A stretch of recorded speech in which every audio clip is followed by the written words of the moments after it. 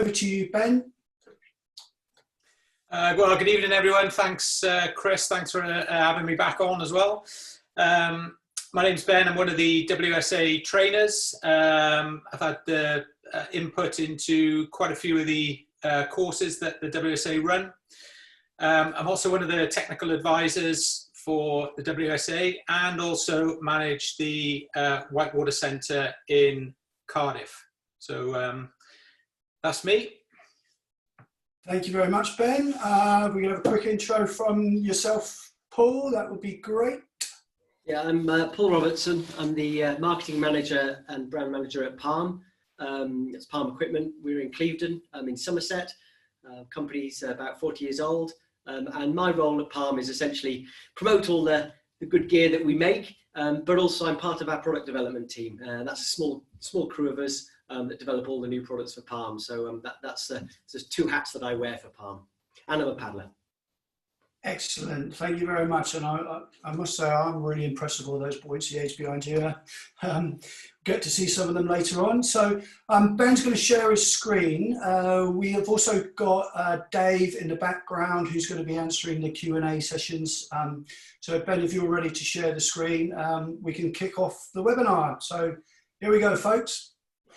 Yeah, so good evening again, and welcome. As Chris has already said, there's a lot of information out on the World Wide Web, especially Facebook pages at the moment, in regards to buying stand-up paddleboards, leashes, and also PFDs. So following on from our well-attended safety webinar, we thought it would be worth looking a little bit more closer at the PFD, and also explaining a little bit more about leashes, maybe sort of bust some myths that are out there, and hopefully give some good common sense advice which people can take away and apply in their paddling, whether that be an hour out on a really sheltered bay for the first time, or whether it be a sort of a longer journey along the coastline. So I guess to start with, it's what is a PFD? Well, a PFD stands for a personal flotation device. So it's personal, it's your own, you wear it, and when it's in use or deployed, it should float or keep you afloat. So that's what a PFD stands for.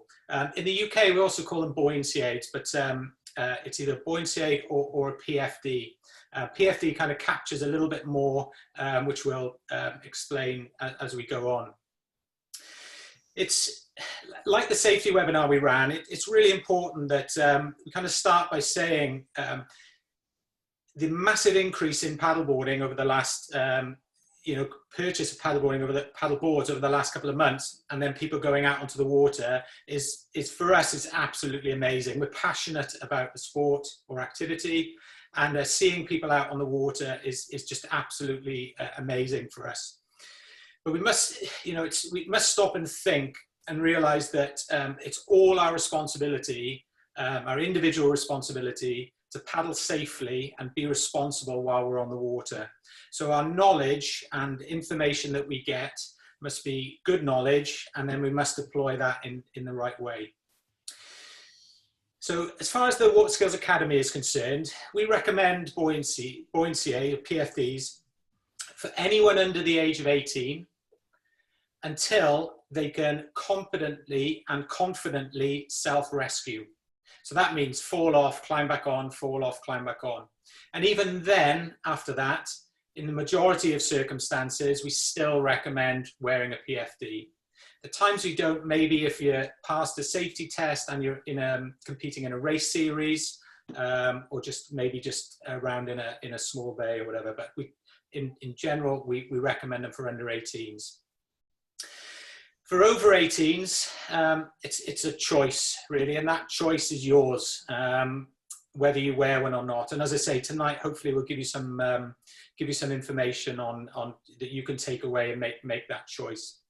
But even then, we still think in many circumstances, it is appropriate to wear the correct PFD. There's lots of discussion around PFDs stopping people climbing back on boards. That's, you know, some people say that's why I don't wear one. Some people say, well, I have no problem with this. What we'd always say is try it out for yourself. Find a piece of water. If you've got a buoyancy aid on, wearing your leash in a benign piece of water, try falling off, climbing back on, falling off, climbing back on. Just try it for yourself and see how you get on. I think many people will be surprised at how easy or as simple it is, straightforward to climb back onto a board. Yes, there are circumstances where you're not going to wear one, but again, that's your responsibility and your choice. In terms of touring and journeying, venturing a little bit further along the coastline, offshore, out into a larger body of water like a loch or a lake, then we would recommend that you wear a PFD. Especially in the UK, where water can be a little bit colder, and when you fall in, you might need a couple of seconds on the surface of the water to gather your breath, collect your thoughts, and then take action climbing back onto the board. And what we will say later when we talk about leashes is we feel leashes are mandatory. So you must wear a leash. We used to call stand-up paddleboarding, or maybe still do, a fall and retrieve sport. So you fall off, you retrieve your board through your leash and climb back on. Okay, so I think that's enough about me. We'll hand over. Really grateful for Paul to join us tonight to talk us through some of the Palm products. So what I'm going to do, I'm going to stop sharing and hand over to Bristol. So that should work, I think. Hello. Okay, so I guess first things first, Ben sort of explained your sort of how you guys sort of see PFDs working for the SUP market. I mean, I've been in paddle sports now for over 30 years, and for me, it's one of those things that I just don't leave the house without. If I'm going on the water, that's the way I've been kind of led to believe it to be on the water is to always have a PFD or a buoyancy aid. Fortunately, most of them are actually pretty good now. And so actually they're not so cumbersome to wear or difficult to wear, or not offering some sort of virtues that don't make them actually quite useful to have as pieces of equipment. Whether you like them or not, they just can be quite useful, not least from just floating you, but also from this of where you can carry things, be visible, insulation, protection, in terms of weather, as Ben mentioned, around the coast in the UK. So just sort of working through some of the basics. Really, one of the things to think about is the type of paddling you're doing, and Ben alluded to this. Are you going out and are you going in a very sheltered bay? Are you liable to fall off? Are you sort of practicing? Are you learning? It's inevitable you will. So you may want some support in the water, which is ultimately what a buoyancy aid or a PFD is there to do. Or are you venturing further afield, in which case your requirements might be a little bit deeper. And then, of course, as I said at the start in the intro, there are specialist ones as well. So just sort of breaking down some of the basics, really. I mean, this is a what we would describe as a recreational PFD. It's got a zip front. It's essentially two pieces of foam, front foam, back foam, and it's designed to be worn as a jacket. You zip it up, put it on, adjust it up for a good fit. And then that will float you. That's a 50 Newton PFD, which is the standard we have to work to manufacture them. And that'll keep you afloat in the water. It's for a PFD, must remind everyone, is for a conscious swimmer. So it's not a life jacket in the sense that they won't necessarily turn you and right you if you're unconscious, but they will support you in the water. So it's designed so that if help is close at hand, but it can be a real benefit, can be a lifesaver, which is what they're designed to do. So at its most basic level, you've got your two pieces of foam, zip down the front, and it comes on like a jacket. Another sort of common style that you get really is a vest design. This is a pullover style of product. It goes over the top, just worn pretty simple. And a lot of these styles evolved from a competition scene, actually. And so they already needed to be fairly low profile. So this sort of device is clean down the front. There's nothing in the way. You've got plenty of dexterity and movement in there, and it's nice and secure on your body. So that's what you just classify as a vest style. Both of these are sort of recreational style products. Moving on from that, you've then got what we describe as more of a touring PFD. And this is when you start getting a few more bells and whistles. You've still got your front foam and you've still got your back foam, but at this stage you start seeing some developments in terms of the shape. So you start getting a bit more form into the shape. It becomes a bit more three-dimensional in terms of the way that we actually construct the foam that's inside and the layering. You start getting feature sets in terms of pockets for putting things like a hydration bladder here in the back. A lot more pocket storage. So if you are traveling a bit further and you want to carry a few pieces of equipment, for example, communication device, flares, anything like that, anything you need to keep on your person, you can start using one of these designs. But again, it's nice and comfortable to wear. I mean, nowadays we're making these, the foam is soft inside, it's pretty comfortable. You've got an air mesh inside there, so it'll just sit nice against your body. You don't get too hot, too cold. I guess some of the benefits between these different styles that you might get. If you are talking about a zip-up design, I mean, first and foremost, it's just a little bit easier to put on.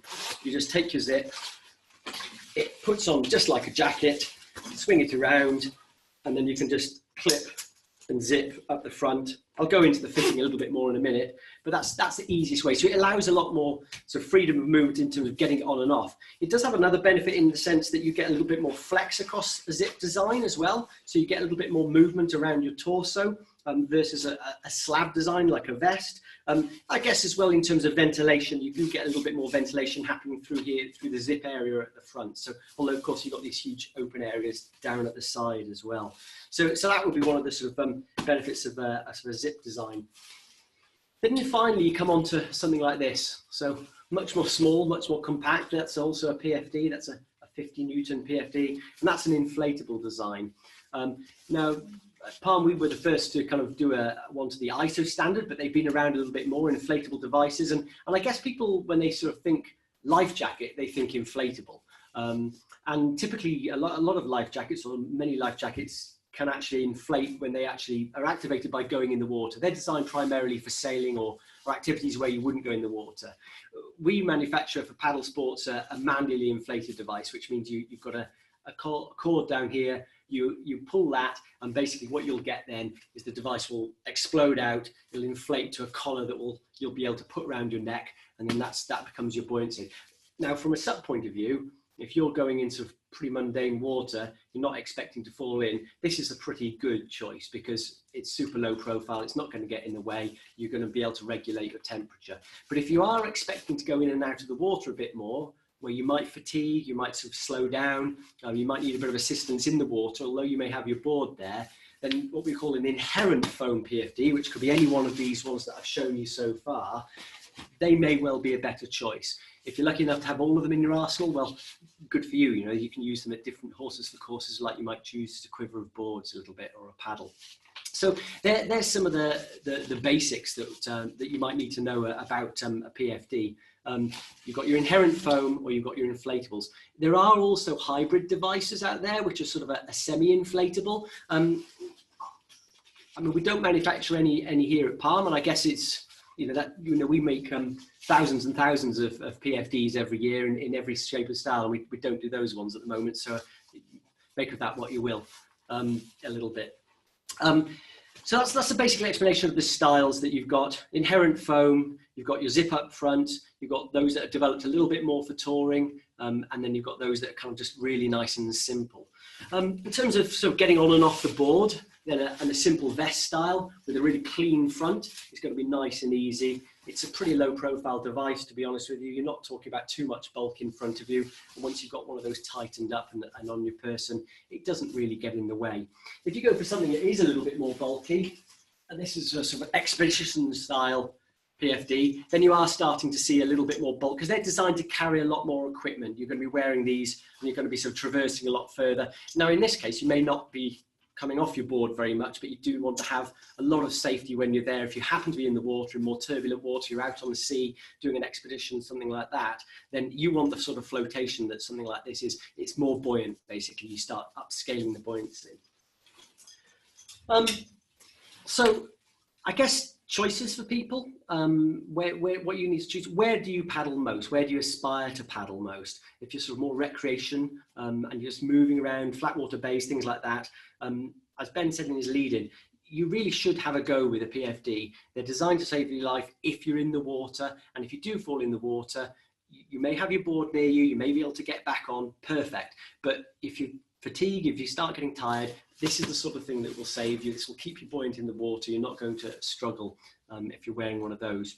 So recreational, keep it nice and simple. You can get in with about £40 price point for a simple PFD starting like that. And of course, you also have things like the little kids ones as well.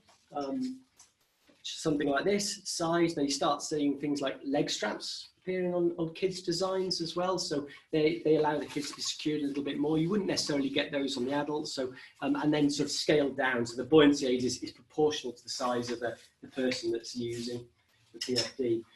And as Ben said, if you're starting to go a little bit further, you're going to move around the coast, you're traveling a little bit further, you're going to need to carry a few more pieces of equipment. So you're going to want to start having a few more pockets and things carried on your person in terms of maybe hydration, things like that you need to start looking out for.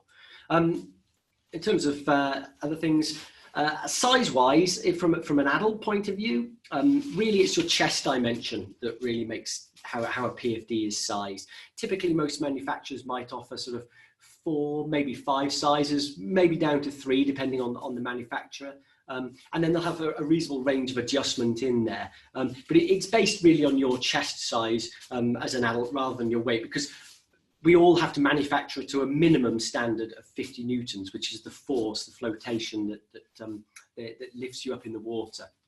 So 50 newtons is around about sort of 5 kilograms worth of foam flotation that's in the device. Whereas kids, you do need to look at the kids' weight a little bit more, because the fit is a little bit different with kids. So I'll come on to the labelling that we have in the PFDs to explain that a little bit more in a minute. Going out and choosing one, how easy is it to put on and off? Can you move? You know, this is essential in the PFD. If you're going to paddle with it, there's no point sort of being locked in and go, well, I can float if I'm in the water, but if I'm not able to be in the water, can't move at all. So luckily, most of the designs now tend to put the foam a little bit lower down, keeping it flat through the front, keeping you able to move and a full range of movement. And it also keeps you sort of cool and as you're moving along. So that helps a little bit as well. Can you bend at the waist? So is it going to restrict you in any way when you're bending at the waist? And the same would apply getting back onto the board. So, you know, can you move around when you're wearing the device is an important consideration for you choosing what you want to go out for. One of the reasons we tend to keep the foam slightly lower is the lower the foam, the higher you are in the water. So really, primarily what we want to try and do in a design of a PFD is float you above the surface of the water, and the higher above the surface of the water, especially if there's any chop or swell coming in, that makes life a lot easier wearing the PFD. So that's one of the reasons why you tend to get them styled quite free around the top for movement, but it also is a benefit by keeping the foam slightly lower, or the bulk of the foam slightly lower. And we put around about sort of 60% in the front to 40 in the back, and that is to try and help right a little bit as well. But depending on the design, it can be closer to a 50-50 proportion front to back. Obviously, if you are in the water, you need to be able to move around. So those same sort of applications of moving on the board, can you actually swim around? Can you move in it? Are you free to move? So jump in the water, swim around, test it out. I mean, you're going to come off your board at some point, so give it a go. Try it out. And of course, then the final thing, I guess, is and it sort of looks like the look, but it's the visibility. How can you be seen? So, you know, has it got reflective details on it? This one, for example, has got sort of reflective piping running down the front. It's not just a style mark in there. So you can be seen, you can be visible. It's got reflective detail across the back as well. Is it a visible device, or are you kind of dark in the water? You couldn't be seen if you needed to be rescued, which of course might happen. Let's talk about the standard and what we actually manufacture to.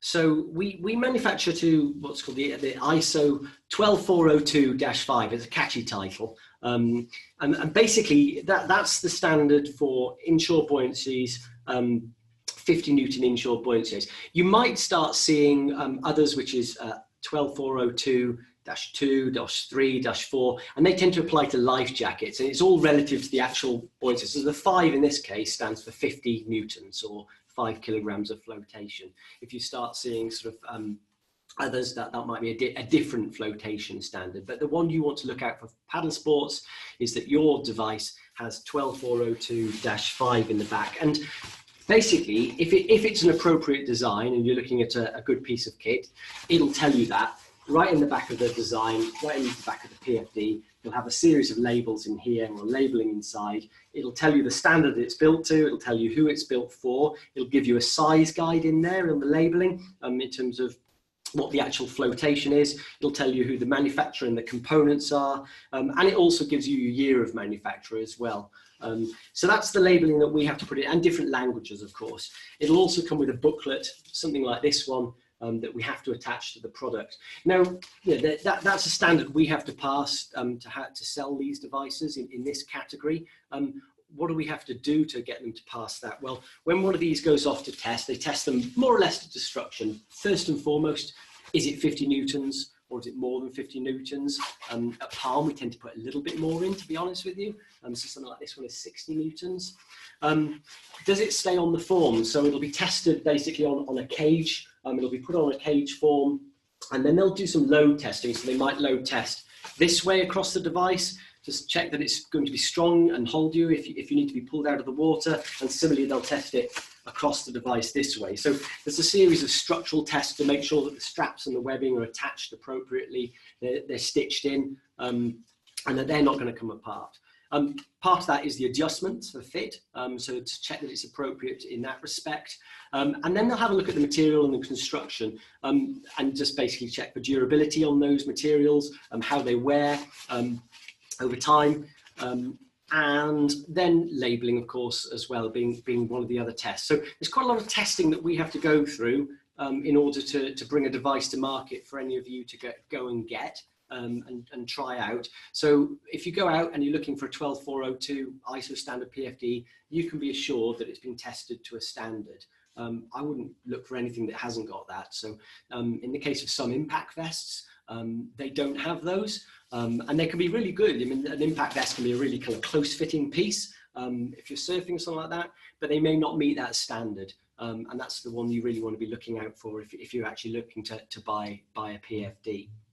And as I say, in the back, the labeling will give you some indication of the actual flotation that you'll get. If you're someone bigger, have a look at the label, because it'll tell you need to probably go up from 50 newtons to keep you supported in the water. So 50 newtons is about appropriate for about 70 kilogram adult, about 75. So if yours are 85, 90, something like that, the size of the PFD itself will take that into account. So as we go up our sizes, so does the actual flotation that's in there. So that's a little bit about the background of the PFDs. I just want to give you a really simple how to fit your PFD instruction. And this is something we sort of did a few years ago at Palm, because we sort of recognized people were getting them, and actually, we put a lot of effort into the way they actually fit to work well for people, and that people weren't getting the best benefit, not least how it works in terms of movement, but also in terms of safety. So I'll take this one back off and I'll show you. Simply put, if you've got a brand new device, it doesn't matter whether it's a zip or a vest style, first thing to do is just slacken all of the straps off, make sure it's fully loose, and then you can put it back on, and it makes it easier to put on, actually. That's the first thing. And then you start by clipping up, working upwards. So clip at the bottom. In this case, I'm zipping it back up. And now there's the really important thing. Do the PFD up working upwards. So you've got a lower strap. Now we put on straps that secure it around the diaphragm, around the waist, so that stops it lifting up. So just by doing this one securely, I could get in the water and this won't lift up on my body. I then start pulling in the fit. So in this case, I'm going to pull this one. That wraps it around my torso. That gives me a nice big hug, keeps me nice and secure. And then finally, you might find it useful if you do sit down to try this, is you can just tighten the shoulders. A really common thing you see with people first time, and especially Ben could relate to this with the centre, is people put these on. First of all, they struggle to do it up because they haven't undone the straps here at the sides. They're like, oh, it doesn't fit, it doesn't fit. You do that, and then they just go crank on the shoulders, and the whole thing comes up, and they look like something from the Beano or something like that. They're just like this, so it just doesn't fit appropriately. And it's going to sit like that if you're in the water. So if it starts like that, that's how you'll be in the water. If it sits down like that, that's where it'll belong in the water, and you'll be up on a float. So it's a simple 1, 2, 3. Undo those straps, put it on, do it up from the bottom, working upwards. And that you can apply to pretty much any PFD that you're trying out. So I'd urge you to give that a go when you're trying and fitting your own PFDs. It's a good way to also if you're trying them in a shop or somewhere like that, that's a good way to just decide if it's the right one for you as well, because you'll get the best fit from the start. If you've got a PFD that you've been using for a while, what sort of things do you want to do to check them? You know, how do you take care of them? I mean, particularly if you're in a saltwater environment, the main thing with any equipment that's being there is just rinse it regularly. So, I mean, we tend to use mostly plastic zippers, but there are metal parts in them. In these particular zippers, they're designed not to just open, so they have a spring loading to stop them loading, but they do need to be freshwater rinsed to keep those clean and keep those parts moving. And I'd also urge you, if it's not been used for a while, with particularly things like pocket zippers and stuff like that, if you work them a little bit, it's just like if you've not used a jacket for a long while. If you haven't worked them, they might start sort of corroding up and seizing a little bit. But if they're being worked, that's fine, and they will ease. Okay, so just keep things being used, keep things being rinsed in fresh water. Please don't start applying lots of detergents and bleaches and agents. Don't machine wash them or anything like that, because inside here is foam. The foam is filled with air bubbles. You don't want to mess with that at all. So it's just really fresh water. Let them dry naturally. Try not to keep them out in the sun too long, because again, those foam bubbles inside, they over their lifespan, it's a bit like an aero bar inside one of these. It's lots of little bubbles, and the gas will sort of gradually escape out. So that's why over time you would eventually retire a PFD. But if you keep it in the sun too long, it weathers faster. You can see that in the fade of any materials. So to try and, if you're drying them, let them naturally dry somewhere. I know it's easy to chuck them in the sun and come back in a few hours, but it will shorten the lifespan. So that's another thing to do. If you are sort of wearing a PFD, basic checks: does the zip work? Do the straps work? Do the shoulders hold up? Is there any sort of tears anywhere, particularly where there might be stitching around? Just a once over is something you can do just to check them over and see if they are. You know, if people are going out and looking at second-hand ones, the colour of the PFD is always a good indicator. And as I mentioned about the labelling, you start having a look at when it was made. Typically a lifespan of one of these could be, I mean, they can last anything up to 10 years, but we tend to typically as a manufacturer advise around about 5 years, certainly for professional use. And if you're using it a lot, it won't last that long because it will degrade over time. So it depends on how you use it. If you use it light, medium or heavy, if you're using it every day, all day, and you're running a centre or something like that, these things you can go through them in a season if you're using them a hell of a lot. But if you're a light user and it comes out occasionally, then you can get a much longer lifespan. But these things aren't going to last forever, and you mustn't think of them that way. You know, 5-6 years would be a good lifespan for a PFD, and then you may want to consider that it won't actually be performing quite as you intended. That's how it's designed to work. So that's a kind of a little bit of a summary from me. I guess I've covered a fair few points at speed there for everybody. So I guess I don't know if there's any sort of questions or things that people want to know or delve into a little bit deeper from some of the designs that we've got here at Palm. Yeah, thank you ever so much for that, Paul. Really informative. I've got a couple of questions coming through. So are most buoyancy aids unisex, or are there female-specific PFDs? I guess of our range, most are unisex, but we also do female-specific designs as well. And we've kind of, in fact, we've had quite a long history of doing that. I think we first did them in sort of, I guess the mid-90s. We did our first female PFD, and it actually was so sort of so well received. It became a unisex product as well as a female product because it was actually just the best fit at the time. But we do female specific PFDs. As I said at the start, luckily now in terms of adjustment and fit, the unisex ones do fit most people pretty well, but obviously there's lots of different body forms out there. So when it comes to a female specific design, so digging it out, something like this one, what we might do in that instance is we would look at the foam shape, and we would end up having to make a slightly thicker wedge of foam here down at the bottom in order to narrow through the top section. So as well as wrapping the design around the torso, we're also then wrapping for curvature of the chest as well. But ultimately, when you are making a PFD, you're sort of slightly caught between a rock and a hard place. You want the foam in the right place to support you in the water, and you also need the foam in the right place to be comfortable. So you're sort of shifting it around. Now, you can work with layering, you can cut and chamfer foam together to get more shape. Of course, that starts increasing the cost of the device a little bit. But yeah, coming back to the original question there, yeah, there are female-specific designs. In fact, this one here is probably one of our best sellers. This is a meander, and these are going like hotcakes.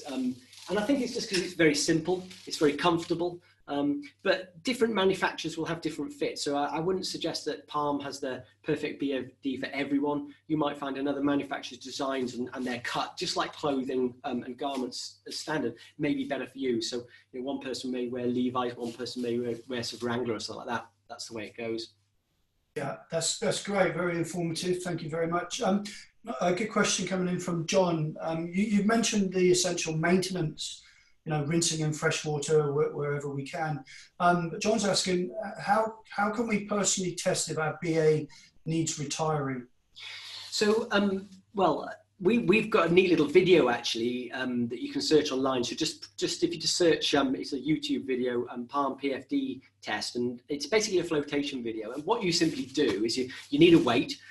So I don't know if many people have been sort of creating home gyms in the lockdown, but you've got a weight that's a bit more than you'd expect for the flotation. So something like about sort of 10 kilograms, 11 kilograms, something like that. Basically what you do is you'd need the other thing you'd need is a scale. Now, what you ideally want is a luggage scale, a bit like the one you might do if you're weighing your bags going through the airport. And you can get them online pretty cheap, to be honest with you. You need to find a sort of freshwater environment, so it could be a tub, it could be a pool, something like that. And what you do is you weigh the weight itself in the water, and then you do another weighing of that and the buoyancy aid as well. You subtract the difference, there's a multiplication, and that will tell you how much flotation you've got. So that wasn't the best explanation, but we have done a rather neat video to do that, so you can go out and do your own home test. And broadly speaking, that will, most instances, tell you, that you're within reach of what it says on the label. So you'll be able to balance, well, okay, my label's telling me that this one is 60 newtons, I'm at sort of 57, something like that. I mean, by rights, as long as you're above 50, you're meeting the standard. But if you're a larger person, you want it close to what the manufacturer said that size is, because if it's losing a lot of that, you won't see a huge amount in a short space of time. But as I say, an older design, and something else is you'd visually start seeing it shrinking the actual shell. So, I mean, as a manufacturer, we try and get a quite taut shell around the outside. You're asking the foam to sit quite tight. I mean, it's a hallmark of a cheaper design or less expensive, that you might see them a bit looser in the shell. So, but we try and get them quite taut. So it would visually tell you that the foam is shrinking, because you'd see it sort of start moving around inside its shell. Great, thank you very much. And these days, a lot of children are being carried along on paddle boards. What's the smallest size or the youngest age that you would recommend? What size does your buoyancy aid fit the youngest child, basically? This is our smallest design, and we're not there are smaller products on the market, so we don't go down to the very smallest little tots. We say this is 6 to 10, but I know I've seen kids who are about 3 in one of these. Critically, it's got leg straps, and that's really, really important. It's in fact double leg straps, so it's a sort of a little bit. It'll wrap down under the crutch, and so if they have to be lifted up, that will lift them up. Whereas if you're in an adult one, you wouldn't necessarily put the leg straps on. In a kid's design, you would. But you can get designs that will go down to a much younger age. What you typically see there is you start seeing a collar often. It starts becoming a little bit more like a life jacket, because obviously at a really young age, a top wouldn't necessarily be able to support their own weight so easily. So you start seeing things like a collar. So if they happen to be in the water, that will support them, as well as the leg strap. So I mean, you can get designs that will go right down to sort of probably about 2-3 years of age, and they'll fit well. And again, fit's really important. So have a look at the manufacturer's recommendation in that label, because it'll tell you what age or size you can go down to. Thank you very much. And you may, I won't keep you too much longer, because I'm aware that we need to move on, and you have somewhere to be. But it's really, really informative. You mentioned essential maintenance as well. Now, for those people like myself who may be a little bit naughty and not rinsed our buoyancy aids, having been in the salt water, and then put it away for the winter, and come back to realise that the zips will not work, is there any top tips, any products that you have, or a way of freeing a zip that you could recommend?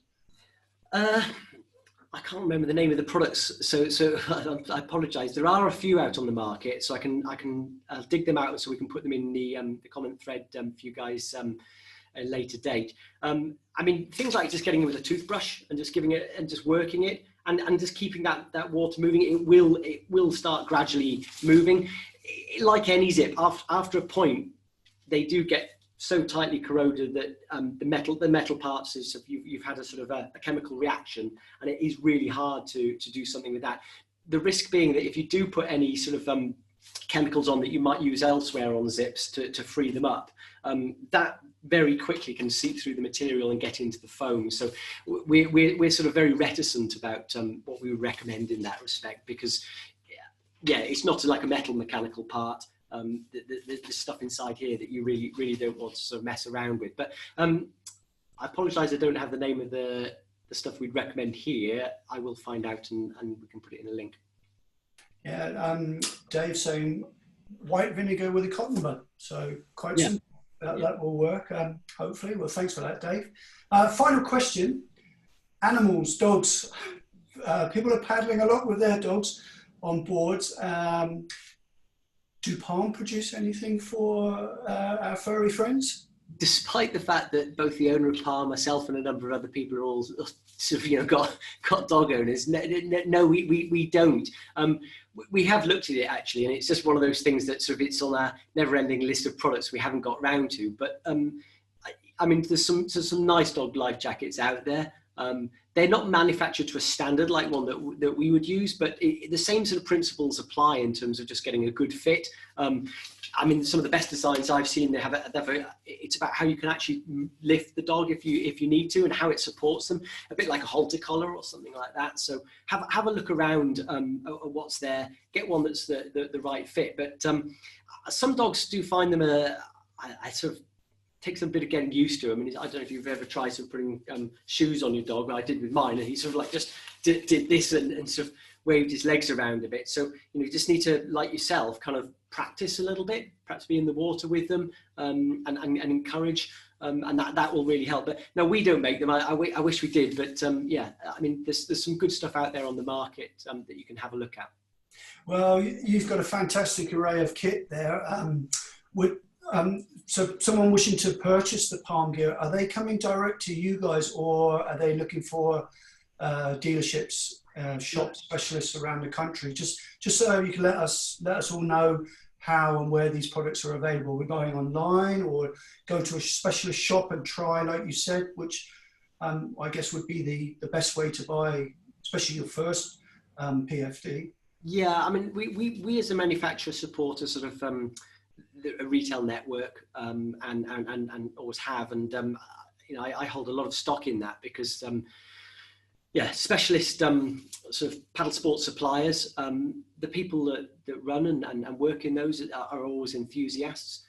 They're very knowledgeable, and they care about what people leave with to have a good experience. They want them to carry on paddling in the long run. So I would endeavour to try and get to a store, or if you can't get to a store to help you purchase, some of the centres and coaches are always all well versed as well. So you guys, for example, the people you're training tend to have that knowledge base to just give you those basic pointers of what to look at. So, you know, if you do buy online, certainly make sure you get it home and try and fit it. But if you do get a chance to go in store, as I said earlier, not every manufacturer's design is going to suit one or the other person. So it helps because a shop will have an array and a range. They'll be able to talk about price points and things like that. So yeah, we as a manufacturer certainly hold a lot of stock of having shops and also centres that use our equipment so people can get that experience and that sort of knowledge base firsthand. Excellent advice. So I just, on behalf of WSA and our audience, I'd just like to say thank you ever so much for that. Really, really informative. It is a hot topic. Great choice of products that you've got there at Palm. So anyone have any other questions, if you can email them through to us, and we can hopefully answer them for you. But I'd like to take the opportunity, Paul, to say thank you very much. Really, really enjoyed that. Have a good evening and stay safe, be on the water, and we'll catch up with you hopefully soon. Yeah, I hope to see you guys at some of the stuff you guys are running later on in the year, and hopefully they'll be going ahead and we'll be joining you at that. Yeah, we've got the Hailing Island Symposium, which is at the minute is running ahead on the 17th and 18th of October. So we'll hopefully see you there. So thanks very much. Enjoy your evening, and it's over. So over to you, Ben. Thanks very much. Yeah, bye. You all. Cheers.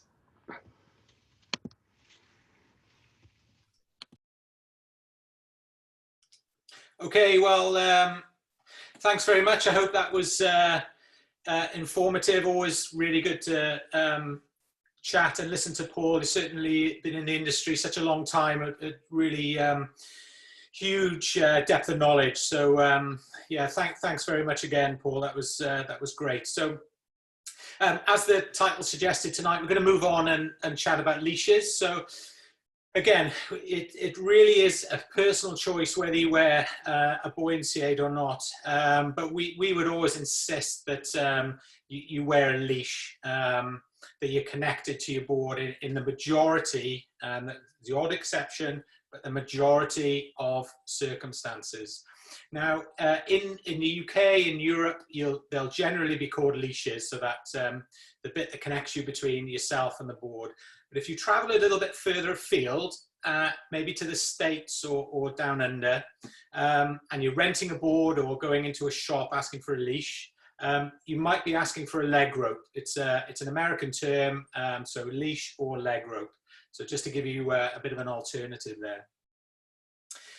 Okay, so as Chris said at the beginning, we're not talking about whitewater systems or anything like that. This is to get you on the water, on the flat, and we will touch on some slow-moving water as well.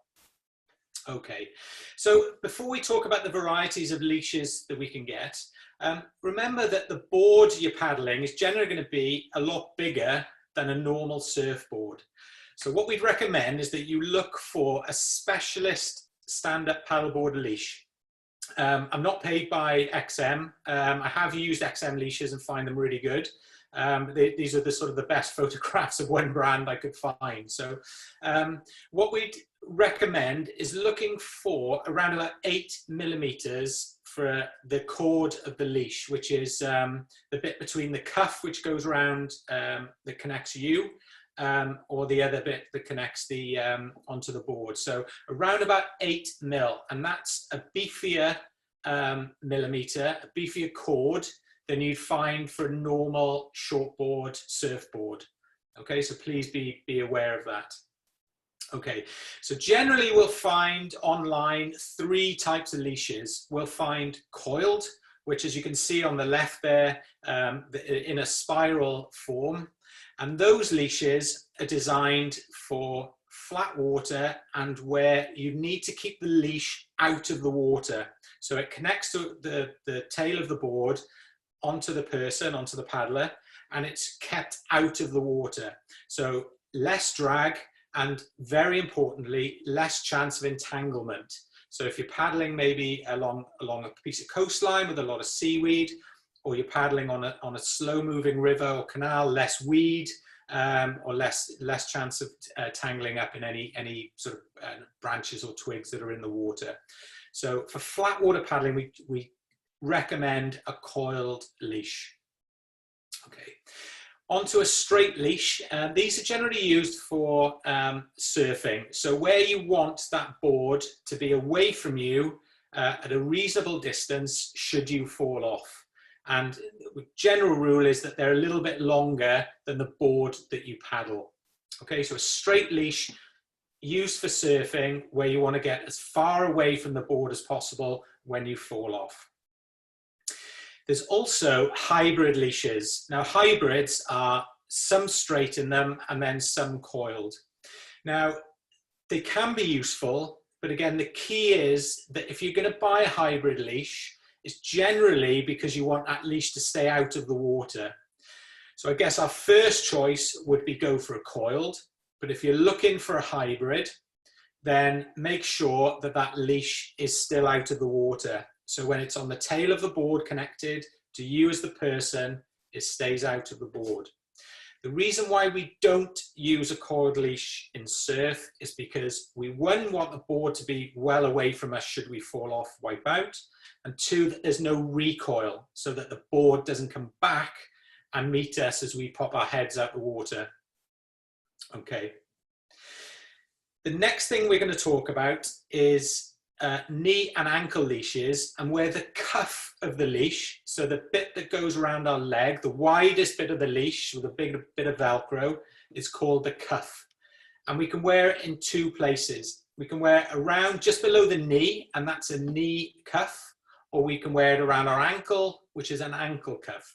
And you will see the difference when you purchase either an ankle or a knee cuff. Knee cuffs are a lot longer to wrap around that part of the leg, where the majority of leashes you'll probably buy will be an ankle cuff, as you see in the picture on the right there. More and more, generally, and certainly for myself, I've been paddling a lot more over the years with a knee leash, just because it allows my feet to move around a little bit more on the board. Okay, and then we'll talk a little bit about quick release systems. Now, we don't spend too much time on this, but it is important to know that a lot more people are starting to use a quick release system. Recently, I think it was last week, London Port Authority, as a result, maybe a result, can't say for sure, have put out a notice to mariners that anyone stand-up paddleboarding on the Thames, on tidal Thames, should be wearing a quick release leash. Now, why would we wear a quick release leash? Two main reasons for that.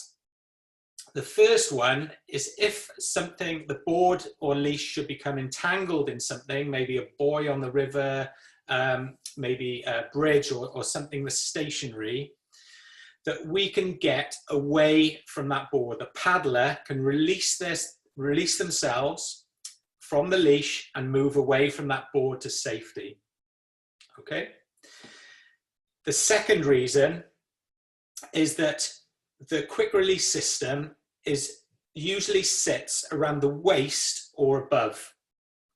And that means that if the board and the paddler and the leash and the paddler are under tension, so they're pulled, it means that the paddler doesn't have to scramble around and may not be able to reach either a knee cuff or an ankle cuff.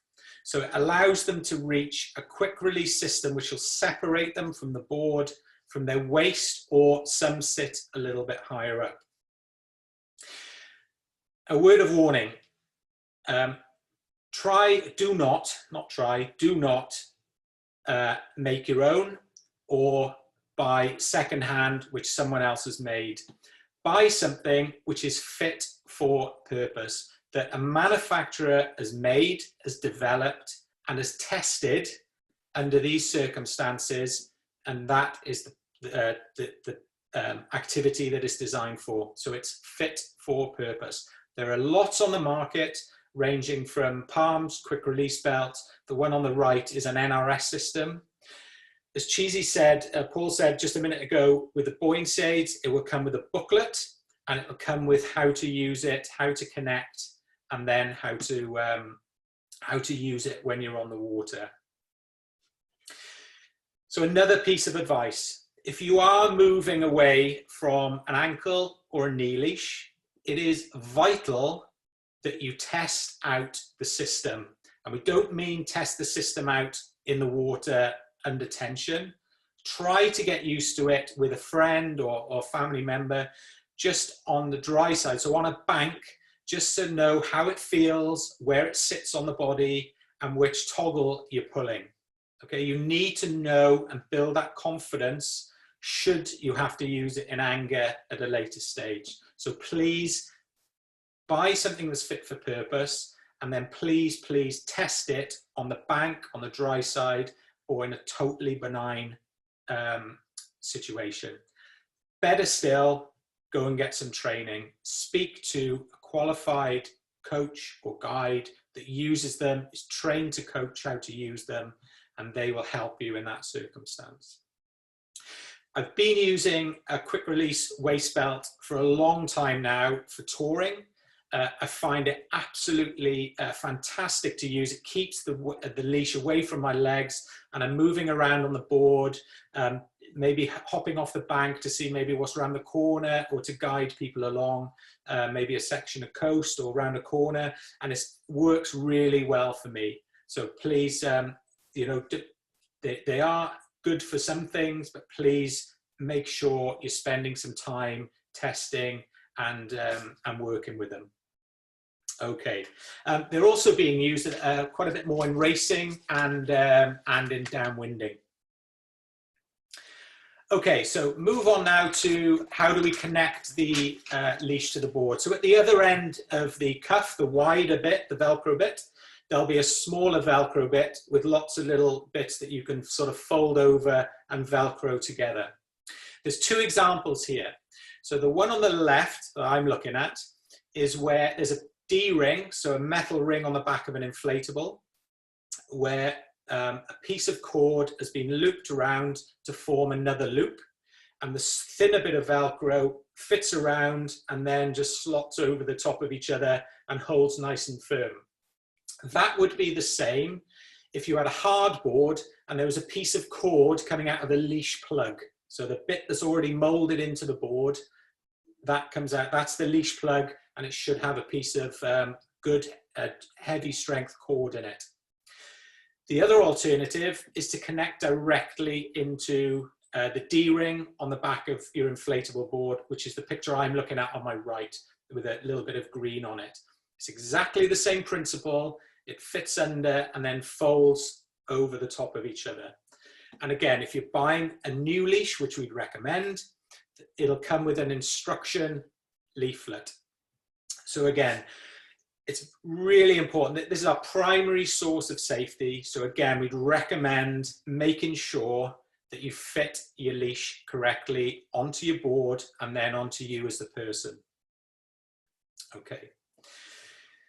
So we talked a little bit about earlier on about buoyancy aids and lifespan and testing. The same applies for leashes, and leashes do fail. Unfortunately, they fail a lot more if you're using them in a saltwater environment. The picture at the top there is where the leash has failed on the joint between the actual piece of cord, the leg rope bit, into the cuff. So when we're using a leash, or sorry, before we use a leash, just have a little look at that area, just have a little test out and make sure that is nice and secure. The next bit of the leash that sometimes fails, and it's a super quick and easy check to make, is along the cord, along the bit, the 8mm cord that you've got, especially on coiled leashes, you may find that after time, they start to perish and cause some cracking. And then over time again, they're quite easy that they break. So again, if they end up under tension and they are perished, you'll generally find that a leash will break. It's very easy to check, it's very simple before you get on the water or after you've been for a paddle. And again, the same principle with buoyancy aids, make the effort just a dunk. If you're paddling in the coast, just in salt water, just rinse it out as best you can in fresh water, and then hang it out to dry in just a cool place. Again, the same applies with the Velcro cuff. You'll often find, again, if you're paddling on a lake with like a beach type small rocky shore, you'll find that, and certainly sand, you'll get a buildup of sand in the cuff, which goes either around your waist leash, knee or ankle. Again, make sure that that's rinsed out, because it does build up over time, and then you won't have the same amount of strength in the actual cuff that's around you as the person. The last sort of piece of advice I'll give on that is, and we spoke about it during our safety talk the other week, is that there is no harm in carrying a spare leash in your car in case your mate forgets it, or if you find out that it's broken, or if you're journeying a lot more, you're carrying a safety kit with you on your board in a dry bag. There's no harm, and we'd actually recommend just putting a spare leash in there and a little bit of cord should yours or one of your friends' leashes just fail or you need to replace something. Remember, we're calling it our primary source of safety. Okay, I've got some of you may have seen this video already. This is a short video of what happens in a windy condition when you're not wearing a leash. We'll try and share with this later, because playing videos on Zoom unfortunately don't work very well. But here we go. It's a minute long, and have a look.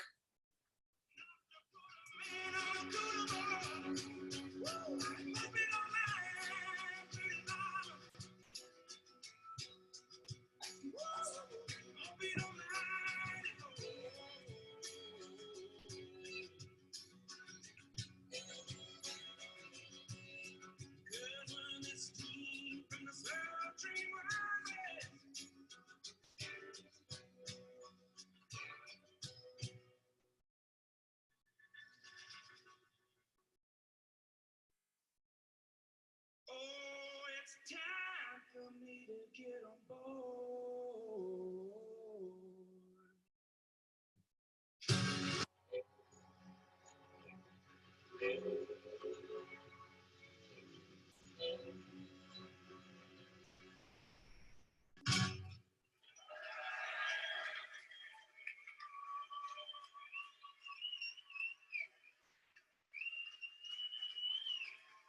Thank you.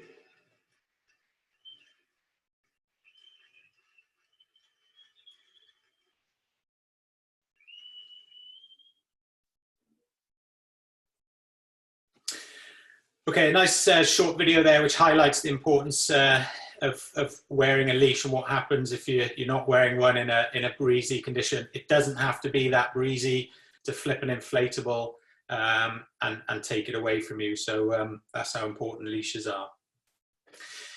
So to round off the chat tonight, before we take some questions, at the beginning I mentioned about when we're on the water, we need to be responsible for ourselves. And the way we can do that in lots of ways. One of the ways you can do it is by gathering knowledge. And there's so much information on the internet and on Facebook sites at the moment, especially we mentioned in the beginning with the explosion of stand-up paddleboarding, which is fantastic as far as we're concerned. Be really careful and selective in what you choose to listen to, what you choose to read. And not everything that's written down is necessarily true and correct. So our advice is go to a professional organization who are sub-specific trainers, schools, centers, and they will give you good advice. As well as that, it doesn't matter what level you're paddling at, it's still really good, and I make sure I do it at least once a year, is go and get a lesson, and whether that be on technique or something else. It's great being coached, and again, go to a center or a school that's sub-specific, passionate about the sport and recognized. Obviously, we'd recommend a WSA one, but there are lots of organizations which will give you good advice. And then with that comes your experience. And we spoke about this in the safety webinar, which is building up slowly. Don't jump in right at the beginning and think, I'm going to go for a 10-kilometer paddle down the coastline. Start off small in small bays, maybe some just benign conditions, and then gather your confidence, get your kit sorted, climb back on, fall off, climb back on, gather that experience. And as that builds, you're gaining confidence and gaining skill level to take you where you want to go on your stand-up.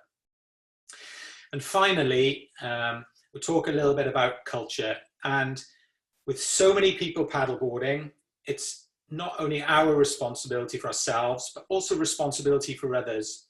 And it's to educate, because people may not know that a leash is a really important piece of safety equipment. So if you see someone paddling and they're about to launch an inflatable, maybe it's an offshore windy day, no leash, please feel confident in speaking to people, in obviously giving them some really kind advice and helping them out, pointing them in the right direction. It's that culture, that safe, positive culture that we want to build amongst the whole paddleboarding community. So sharing that knowledge that you have is really, really important. So please build that good, positive culture. Okay, I think that sort of rounds off where I've got to tonight. Is welcome to take and share any questions if you guys have. Happy to answer a few as well. Yeah, that's fantastic, Ben. Thank you very much for that. Just a quick question coming in. What's your advice regarding those of us that may want to go into the surf for the first time? And with regards to wearing a PFD, should we be wearing PFD in the surf zone? What's your thoughts on that one? Traditionally not, because you will at times want to get under a wave without your board. So the safest place and less won't knock you around so much as just a duck under. So probably not. Have the confidence in your flat water paddling to be able to fall off, climb back on, because when you're learning to stand up, paddle, surf, you're probably going to be falling off a lot and climbing back on. In terms of where to paddle, try and find somewhere that's safe and well away from anyone else. It's you're generally paddling an oversized board with a long leash. If you imagine a 10-foot board with a 10-foot leash, that's 20 foot, old money feet, plus your leg on the end of that, depending on how tall you are. So that's got quite a long reach. So we'd say move away from anyone or anyone else. And again, there are some brilliant schools out there which teach and introduce people to stand-up paddle surfing. So again, spend your money and go and get a lesson. Yeah, good advice there, Ben. With regards to maintenance for a leash, just essential areas to check on a leash. People are asking us. Like they do perish. We know that. Perishable parts, the obvious one. So if you could just give us a quick refresher, and I think what we'll do is we'll probably wrap up in a minute. So if anyone's got any other questions, fire them through now. But if you could just give us some advice on the maintenance of the leashes. Yeah, that's fine. So sort of going back to what Paul was saying about a buoyancy aid, start at one end and work your way to the other. It doesn't matter which end you start at. So if we take the cuff, which goes around your leg, in this instance, open it up, make sure it folds back together over each other, and then just make sure there's nothing in there and that the Velcro is actually biting on each other. So it's got some tension there, because that's the bit that's obviously going to go around your leg. And also remember, if you're buying a leash, that there is enough sort of tail, if you like, that fits overlaps, not just hanging on at the end. There's enough there which will cause enough tension with the Velcro to be safe and secure. Then work your way down the leash. There'll be a swivel. So just have a look at the swivel, check that there's nothing missing. Some leashes will have an FCS or an Allen key bolt You can also check that if you like, just make sure that's in place and it's not loose, but you can generally do that by having a little twist. Run your fingers and your eyes along the leash then, all around it, making sure it's not perished, no cracking, until you get to the other end. Do the same. It won't have a swivel as such because it's on a bit of a hinge, but the tail end of the board, just check through that Velcro again and check it. It's too easy at the end of a paddle on a beach, and I do it, and I shouldn't, but make the effort when we've paddled in salt water and on those sort of sandy beaches, maybe on lakes, that take the leash off, make sure it's rinsed out and then stored separately than the bag. Don't wrap it and string it out anywhere. Keep it separate. Treat it as how it should be treated, and that's a primary source of safety equipment. Yeah, and another top tip is possibly not to, like you see a lot of surfers do, wrapping it tight around the tail of the board so it's in connection with the fins, because the fins can just cause a little nick, and then under tension it will break. So top tips there. So I think what we'll do there is we'll wrap everything up. So thank you ever so much for Paul and Ben for the presentation, really informative. If anything, the videos, for example, didn't work for you, I'd just like to point out that all of our Friday webinars are uploaded to our WSA YouTube channel. All the ones that we've been doing, I think it was probably since maybe mid-March. We are now going to move to once a month, basically because such light evenings, people are now allowed to travel and everyone's out paddling and the pubs are open, so some people are likely to be in them. So look out, the schedule will be posted, so we'll be moving to once a month. So thank you everyone who's tuned into our webinars. And like I say, if you want to just refresh, check out that YouTube channel. We would also love to see some of you, or all of you actually, at our WSA Symposium, which is going to be on Hayling Island on October the 17th and 18th. All the trainers will be there. There'll be kit demos and lots of really interesting workshops. So, and it's open to all. So spread the word. Information's on the website. So from me, on behalf of WSA, thank you ever so much, Ben. Thanks ever so much, audience. Stay safe, keep paddling, and enjoy the summer.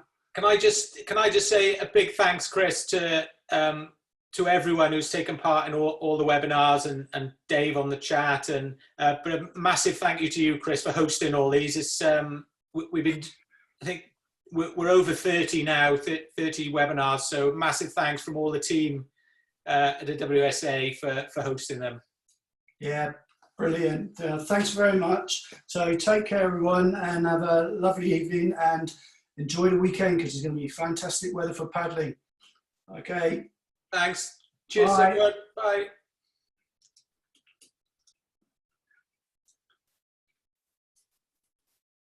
Okay, Dave. Thank you very much.